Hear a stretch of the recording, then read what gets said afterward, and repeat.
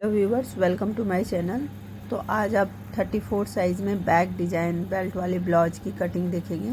तो यहाँ पे मैं 80 सेंटीमीटर कपड़ा ले ली हूँ और कपड़े को इस तरह से अर्ज वाइज डबल फोल्ड कर लेना है और साइड की नीचे की तरफ से जो भी कपड़ा बड़ा छोटा हो उसे आप इक्वल कर लें।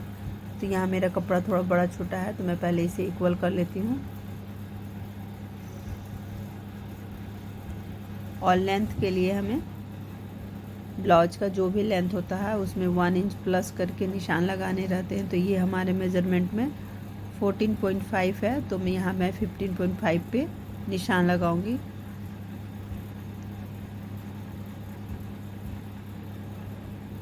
इस निशान को सीधा कर लेना है। अब यहाँ मैं साइड से 0.75 इंच पे मार्क कर रही हूँ। बैक में हमारा डिजाइन है, इस वजह से मैं यहाँ पे एक्स्ट्रा कपड़े लेके इस तरह से मार्क कर रही हूँ।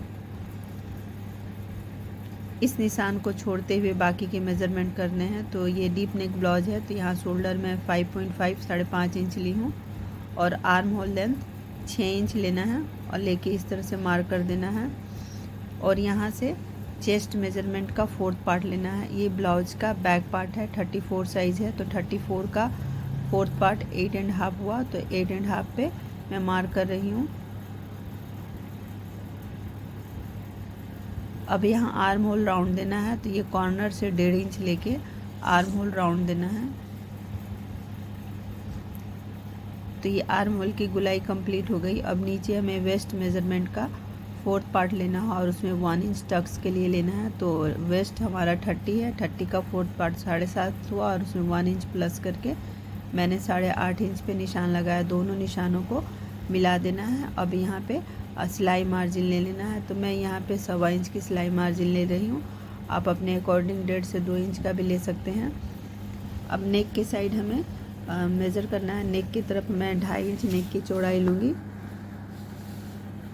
यहाँ मुझे 2.5 इंच रखना है। 34 साइज़ में आप 2.2 भी नेक की चौड़ाई रख सकते हैं। तो यहाँ मैंने 2.5 इंच लिया और मेज़रमेंट में नेक हमारा 9.5 इंच है, तो यहाँ मैं 9.5 इंच पे मार्क करके इस तरह से बॉक्स बना दे रही हूँ। और ये डिज़ाइन वी नेक में है, तो इसलिए मैं यहाँ पे नेक का जो शेप है वो वी शेप में दूंगी।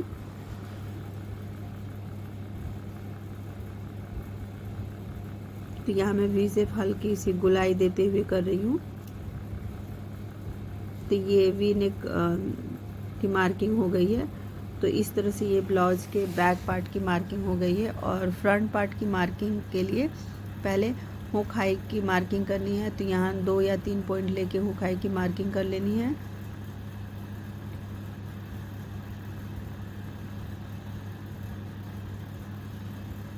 अब इस निशान हुक हाई की मार्किंग को छोड़ते हुए बाकी का निशान लगाने हैं।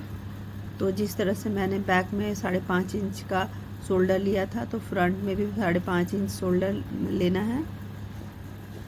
और यहाँ पे भी आर्म होल लेंथ बैक की तरह ही 6 इंच लेना है।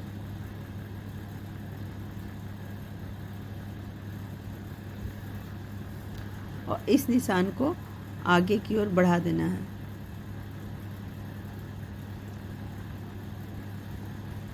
यहाँ से चेस्ट मेजरमेंट का 4th पार्ट लेना है और उसमें 0.75 इंच यानी 0.25 इंच लूजिंग लेना है। तो ये ब्लाउज में फ्रंट में लूजिंग दी जाती है, तो यहाँ मैं 0.75 इंच की लूजिंग दे रही हूँ। और यहाँ आर्म होल की इस लाइन को पहले नीचे की तरफ सीधा कर दें और साइड में जितना बैक में सिलाई मार्जिन हमने लिया था उतना ही हमें फ्रंट में भी सिलाई मार्जिन लेनी है। अब यहाँ पे आर्म होल की गुलाई बैक में मैंने 1.5 इंच लेके गुलाई किया था कॉर्नर से, फ्रंट में डीप रहता है, तो यहाँ 1 इंच लेके आर्म होल की गुलाई ले। ऊपर से टक्स लेंथ मेज़र करना है और उसमें 1/2 इंच ऐड कर देना है। तो हमारे मेज़रमेंट में टक्स लेंथ 10 इंच है, तो 1/2 इंच ऐड करके मैं 10.5 इंच पे मार्क कर रही हूँ। और यहाँ पे आड़ी टक्स लाइन खींच लेनी है। और इसके बाद जो भी कप साइज़ हो, जनरली 2.5 से 3 इंच कप साइज होता है, तो मैं यहाँ पे 3 इंच पे कप साइज की मार्किंग कर रही हूँ। इस लाइन को भी इस तरह से सीधा खींच लेना है। टक्स से दोनों टक्स के बीच की दूरी मेजर करने के लिए चेस्ट मेजरमेंट का 10वां हिस्सा लेना है। तो ये हमारे मेजरमेंट में 3.4 आ रहा और निशान लगा के नीचे तक इस तरह से सीधा कर देना है। यहाँ साइड के तरफ से 1.25 से 1.5 इंच लेके और इस तरह से इसे क्रॉस में मिला देना है। अब हमें ब्लाउज में डाट की मार्किंग करनी है, तो यहाँ से हम 1 इंच पे एक निशान लगाएंगे और सेंटर में बिल्कुल निशान लगाना है और इस निशान से दोनों तरफ 1.5 इंच पे मार्क करेंगे और ऊपर की तरफ भी 1.5 इंच पे मार्क कर देना है इस तरह से। तो यहाँ पे भी इस तरह से मेजरिंग टेप रखते हुए 1.5 इंच पे मार्क कर देना है और ये हमारा आर्म होल का डाट हो जाएगा और ये साइड का डाट हो जाएगा। तो साइड की डाट के लिए यहाँ से 2 इंच छोड़ते हुए इस तरह से मिला देना है और ये हुक हाई की तरफ की डाट की मार्किंग है। तो ये चारों डाट की मार्किंग हो चुकी है। तो हमें ब्लाउज़ का फ्रंट नेक की मार्किंग करनी है, तो मैं ब्लाउज़ फ्रंट नेक भी वी शेप में दे रही हूँ। तो यहाँ मैंने नेक की चौड़ाई 2.5 इंच ली है और नेक की गहराई 7 इंच लेके वी शेप में मार्क किया है।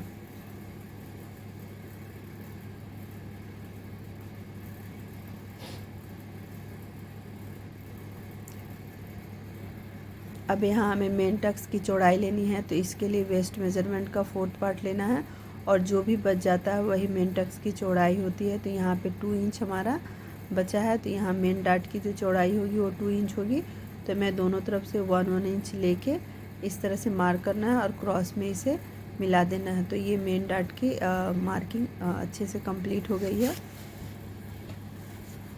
अब ये ब्लाउज़ के फ्रंट एंड बैक के दोनों की मार्किंग हो गई। अब इसकी कटिंग कर लेते हैं और कटिंग करते समय हमें ये ध्यान देना है कि दोनों आर्म होल के बीच में जो कपड़ा बचा है उसको बीच से नहीं कट करना है, क्योंकि उसी कपड़े से मैं योक पट्टी की मार्किंग करूँगी। यहाँ कपड़ा कम है और ब्लाउज़ में हमें डिजाइन भी देनी है और लंबी स्लीव्स भी बनानी है। तो जब भी कपड़ा कम हो तो ब्लाउज़ की कटिंग इसी तरह से करें।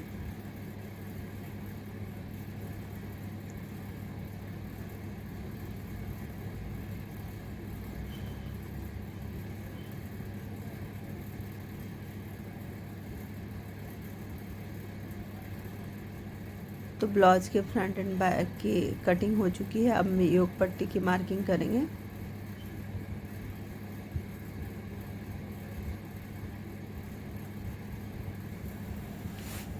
तो योक पट्टी की मार्किंग करने के लिए साइड में हमें 4.5 इंच लेना है, सेंटर में 4 इंच रखने हैं और फ्रंट में 5 इंच रख के तीनों निशानों को मिला देना है। तो ये मैं फ्रंट में यहाँ से 5 इंच लेके मार्क कर रही हूँ।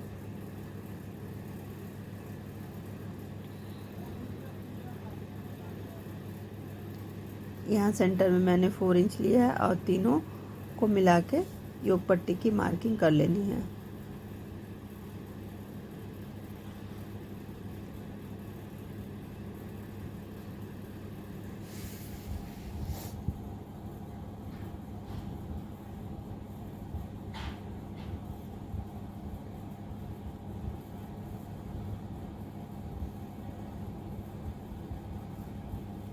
अब इसकी भी कटिंग कर लेनी है।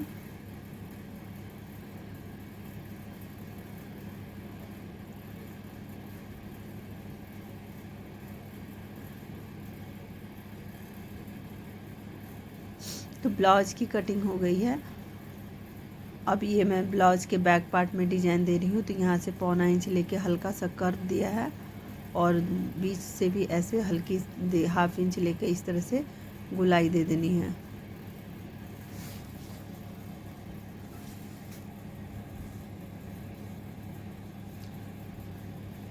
तो अब ब्लाउज के फ्रंट एंड बैक नेक पे मैं कैनवास लगा रही हूँ, क्योंकि मुझे दोनों में पैपिन अटैच करना है। तो कैनवास लगाने से पैपिन बहुत अच्छे से अटैच होता है और गले का जो भी शेप है वो सेम रहता है, ज़रा सा भी अंतर नहीं होता। तो इस तरह से कैनवास पे ब्लाउज़ के बैक पार्ट को रखना है और नेक ड्रॉ कर देना है और उसके बाद साइड में 0.75 इंच या 1/2 इंच मार्जिन लेके इसकी कटिंग कर लें। मैं 0.75 इंच लेके कटिंग कर रही हूँ और ये बैक का कटिंग है नेक का, और ये फ्रंट के लिए भी सेम उसी तरह से करना है और फ्रंट नेक की भी मार्किंग करते हुए कैनवास पे इसकी कटिंग कर लेनी है।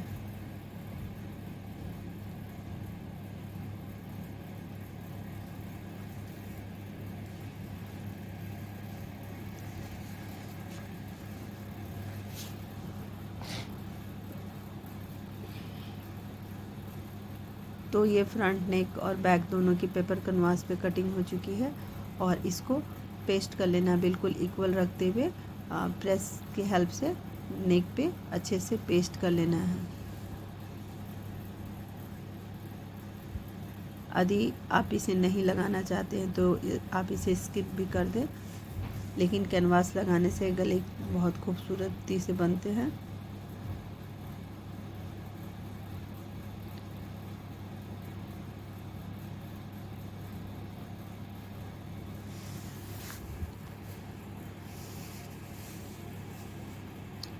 तो यहाँ पे मैंने फ्रंट एंड बैक दोनों तरफ कैनवास को अटैच कर लिया है और ब्लाउज के फ्रंट पार्ट में डार्ट लगा के योग पट्टी लगा के रेडी कर लिया है। अब चलिए बैक पार्ट में डिजाइन बनाने हैं, तो फ्रंट पार्ट को साइड कर देते हैं। तो यहाँ मैं ब्लाउज के फ्रंट पार्ट को साइड कर दी हूँ। ब्लाउज के बैक पार्ट को लेना है, तो सबसे पहले यहाँ पे डार्ट की मार्किंग करनी है। तो डार्ट की मार्किंग यहाँ मैं 4 इंच पे कर रही हूँ और डार्ट की लंबाई भी मैंने यहाँ पे 4.5 इंच लिया है। अब दोनों साइड हाफ इंच की डार्ट पे बना लेना है।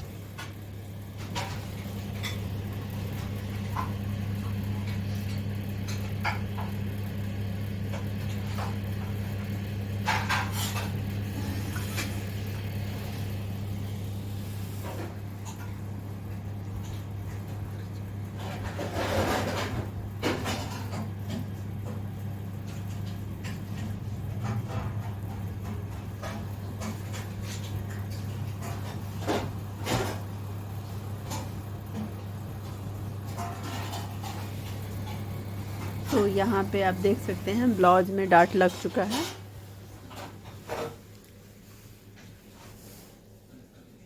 अब ब्लाउज के बैक पार्ट को इस तरह से सेट करते हुए इसके ऊपर फ्रंट पार्ट को रखना है और शोल्डर अटैच कर देना है। तो यहाँ पे मैं हाफ इंच की सिलाई मार्जिन लेते हुए दोनों तरफ शोल्डर अटैच कर रही हूँ।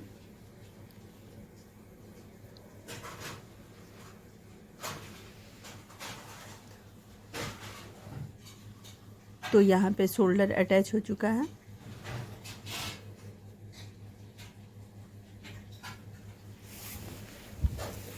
अब ब्लाउज के जो नीचे मैंने पैटर्न दिया था उस पैटर्न को बनाना है। तो इसके लिए मैंने 2.5 इंच चौड़ी 2 स्ट्रिप ली है, उसे एक साइड मैंने स्टिच कर लिया है।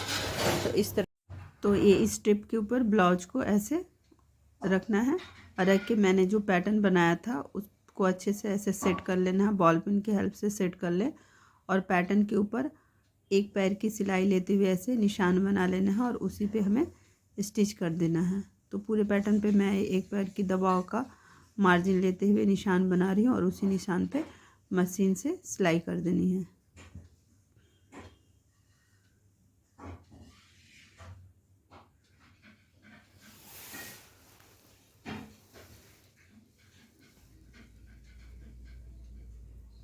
तो यहाँ पे सिलाई लग चुकी है और जो भी एक्स्ट्रा फैब्रिक है उसे कट करके निकाल दें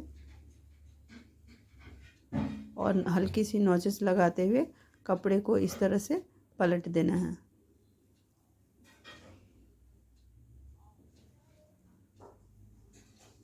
और इसको अच्छे से सेट करते हुए ऊपर एकदम एज पे एक सिलाई लगा लेनी है।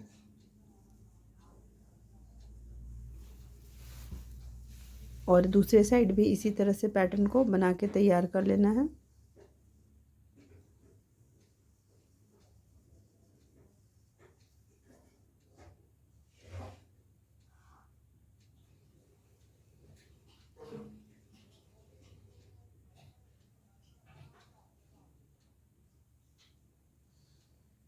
तो दोनों साइड पैटर्न बन चुका है। अब इसमें हमें गले में पैपिन लगाना है। तो पैपिन लगाने के लिए हम एक पैर की सिलाई मार्जिन का निशान पूरे ही ब्लाउज के नेक पे बनाना है, फ्रंट से बैक तक। और साइड में भी इसी तरह से एक पैर की दबाव लेते हुए निशान पहले बना देना है। और यहाँ पे मैं पैपिन पहले ही बना रखी हूँ। आप पैपिन नहीं देना चाहते हैं तो लेस दे दे, पैपिन यदि लगाना आपको मुश्किल लगता है तो ये तो मैं यहाँ पे पैपिन बना ली हूँ। और यदि आपको लेस लगाना है तो पहले गले को बना लें और उसके ऊपर लेस अटैच कर लें। तो यहाँ इस तरह से रखना है और बिल्कुल फिनिशिंग के साथ पूरे नेक पे पैपिन अटैच कर लेना है।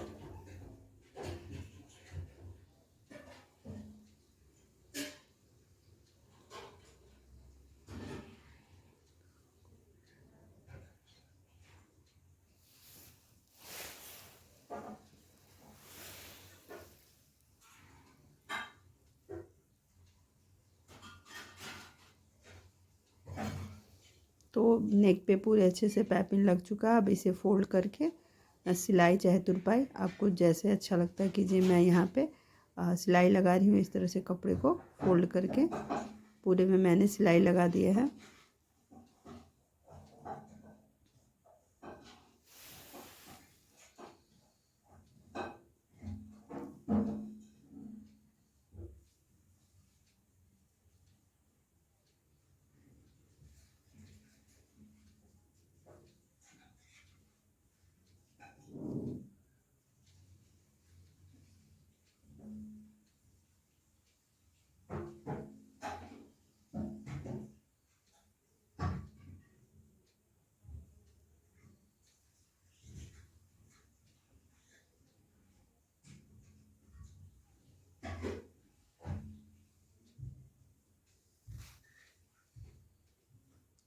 और दूसरे साइड पे भी इसी तरह से पैपिन अटैच करके रेडी कर लेना है। तो यहाँ पे ब्लाउज में पैपिन लग चुका है।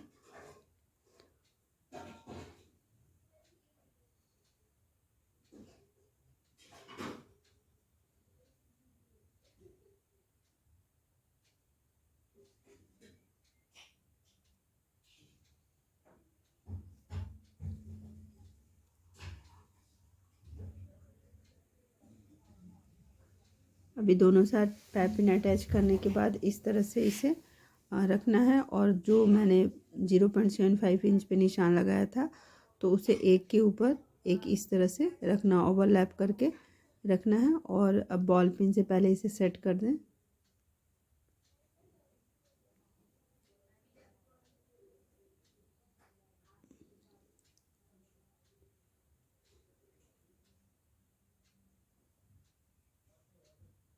और यहाँ पे मैंने कुछ बॉल पिन बनाया है और इस बॉल पिन को मैं इस तरह से लगा रही हूँ। हाफ इंच की दूरी पे मैं इस तरह से बॉल पिन को ये पोटली बटन को आपको अटैच कर देना है।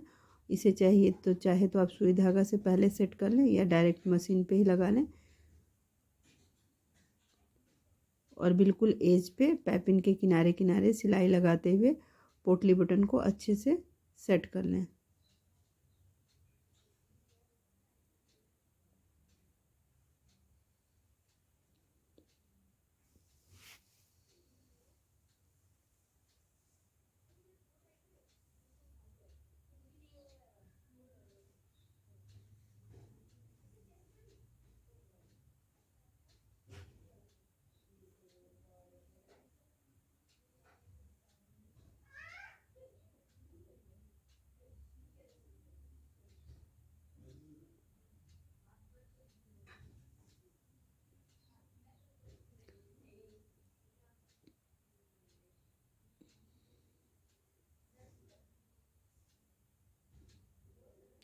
तो यहाँ पे मैंने पोटली बटन अटैच कर दिया है और स्टिच करके इसे फिक्स भी अच्छे से कर लिया है। तो ये हमारे ब्लाउज का डिज़ाइन बन के तैयार हो गया है। अब मैं इसके साइड में सिलाई लगा के इसे दिखाती हूँ एक किस तरह से बना है। तो ये डिज़ाइन से बहुत ही